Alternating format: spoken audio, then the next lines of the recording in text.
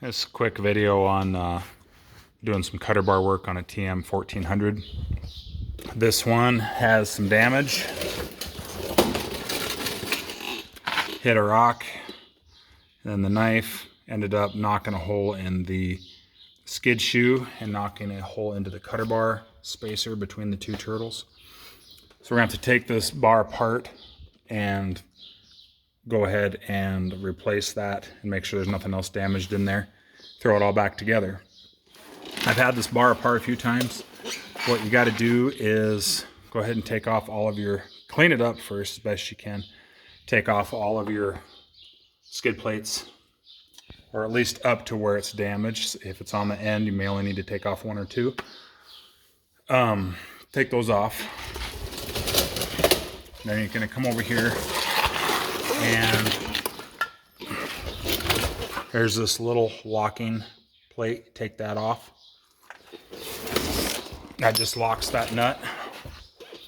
So then I'm gonna throw my 3/4 inch impact on here. This is metric, but I use a 1 7/8, which is a little sloppy, but it'll work. And thread that off there, and then you'll be able to slide those off one at a time. Keep them in order. If you're not planning on going into each turtle themselves, just take them off in order, and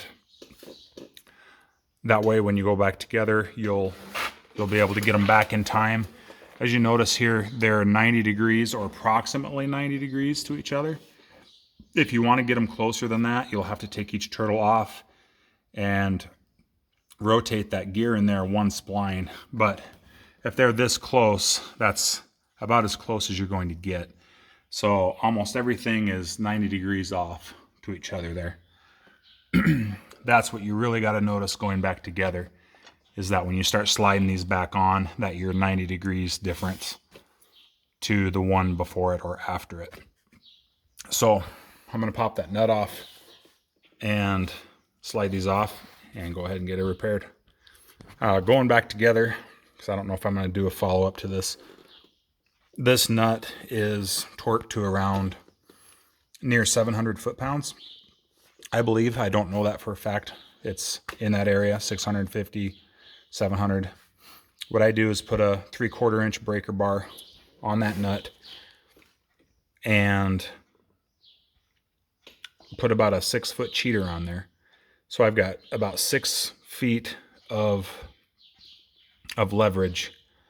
100 pounds at 1 foot, 100 pounds of weight on the cheater at 1 foot is 100 foot-pounds. At 6 feet, you'd be at 600 foot-pounds with 100 pounds of weight.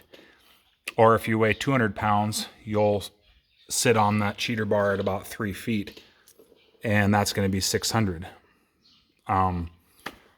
So if I put all my weight on this at about, 3.5 feet, and it stops, that's about torqued up. When you're doing that and you're cranking down on this side, you're going to need to put a jack stand under the cutter bar, because it's going to push the cutter bar down as you torque it. But that's the best way I found to do it. I don't own a 3/4 inch torque wrench or a torque multiplier. And that's worked many, many times. But that's one piece of advice I can give you on that.